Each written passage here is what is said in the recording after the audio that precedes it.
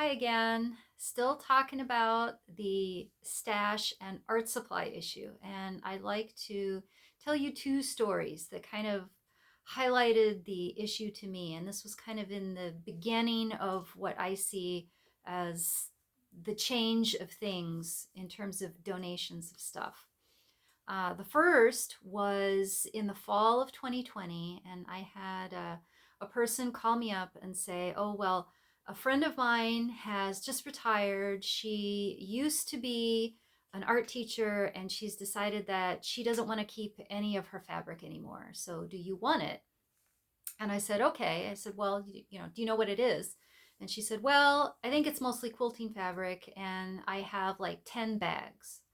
So I was kind of envisioning like maybe 10 grocery bags, but no. She drove up to my house and she had a pickup truck and it was full of the huge black garbage bags and they were packed full. Each one was like this giant rotund thing and it was full of fabric. There was no organization whatsoever. It was basically the entire back of her pickup truck. It was not 10 bags. It was 17 massive bags. It took up all the space in my back porch. I couldn't bring it into the house. It was just so much. And it took me days to actually sort through it. And this woman had been an art teacher, so she had everything, all kinds of fabrics. She had quilting fabrics, but she had clothing that she had cut up and used. She had old prom dresses. She had an entire collection of military fatigues. It was everything. And so it was just so much. And I couldn't use any of it really because I already have so much. So I was able to get in touch with a variety of people who needed all of those different kinds of fabrics. So it was great. That was the first big collection of fabric that I received post COVID. Since then, I've received maybe 6 or 7 similar collections like that. I mean, we're talking huge amounts of fabric. Just last fall, late fall, I received another donation, and it was all quilting fabric, and it was from a daughter in law. Her mother in law had passed away, and everything was very neatly organized in giant plastic bins. But again, it was like 20 huge bins. So much fabric. So, you know, wow, it's a lot of effort dealing with all of that. But then something also happened in 2020 that to me was just a heartbreaking situation. And this is the one that kind of really stuck in my mind as the most emotional aspect of this sort of situation. So I have a house in New Mexico and I go out there all the time. And during 2020, I was driving because I couldn't fly. And I went to my local community center. It's a very, very small town. And every year they have like a community yard sale. So they have everything organized by type of stuff, kitchenware is over here and clothing over there and, so on and so forth. So they had one area that was like crafting supplies, and there was a collection of acrylic yarn. And I don't really use acrylic yarn, but at the time I was going through this thing where I was trying to design a crochet pattern. So I needed little bits of different colors of yarn, and I was able to find some, small balls. And it's a great yard sale because it's just pay whatever you want. So you don't have to pay anything if you don't want to. And that's, everything goes towards the community center. So I gave him a couple bucks and I said, at the end of the day, if there's a little bit of yarn left, I'll take it. And, because I just need a little. And they said, okay, that's fine. So later that day, my neighbor across the road, she came over and she said, well, I have the rest of the yarn in my garage. And so I was like, okay. So I went over there and it was, again, the same sort of thing. Huge garbage bags full of yarn. And I was like, well, wait a minute, where did all of this come from?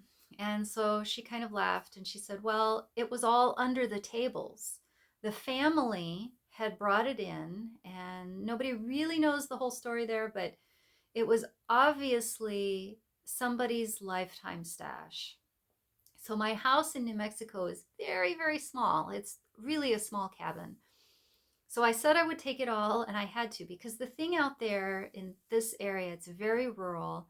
There is no trash pickup. If you're going to throw something away, it goes to the dump, and it's a very sad place. And I hate throwing anything away. And I think one good thing about it is that you have to pay a lot to throw your stuff away. It's done by weight.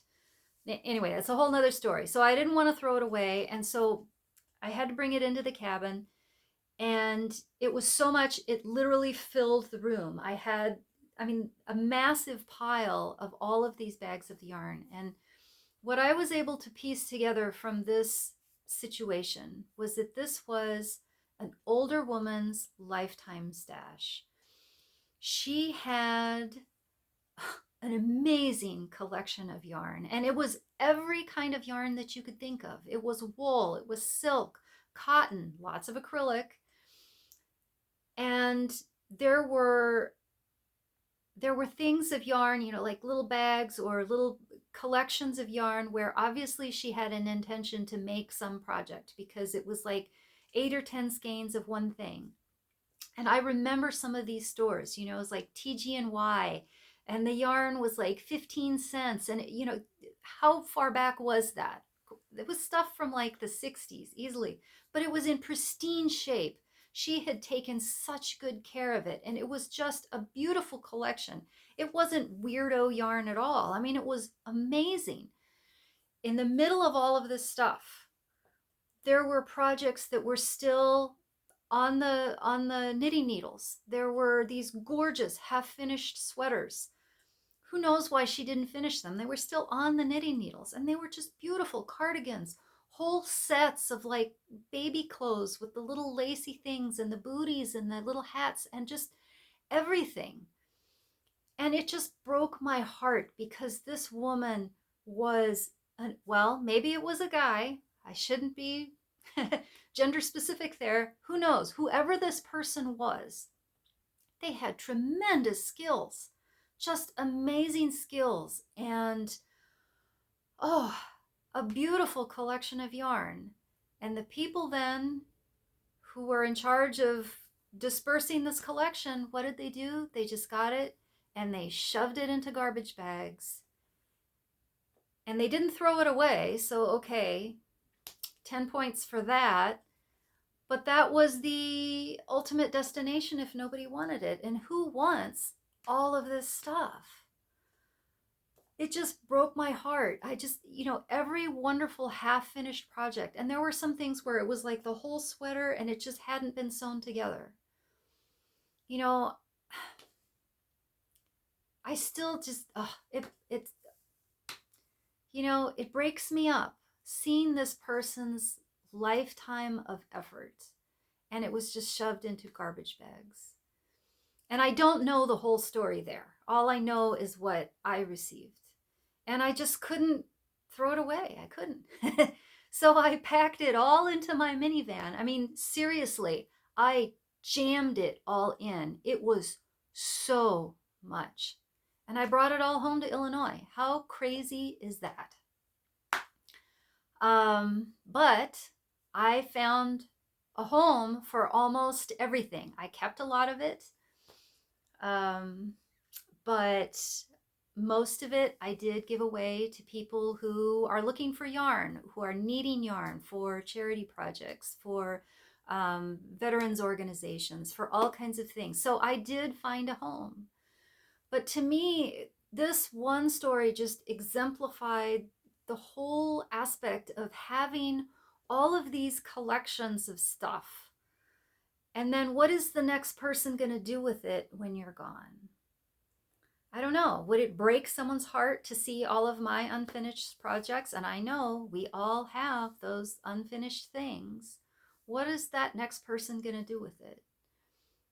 I don't want to be somebody else's problem. I don't want somebody to have to look at all of my stuff and then be in some form of anxiety about what to deal with it. But I also don't want it just shoved into a garbage bag and tossed out the door. So, in my next post, I'm going to talk a little bit about what I think we should do to help solve this problem for the next person down the line dealing with our stash. Until then, see you later.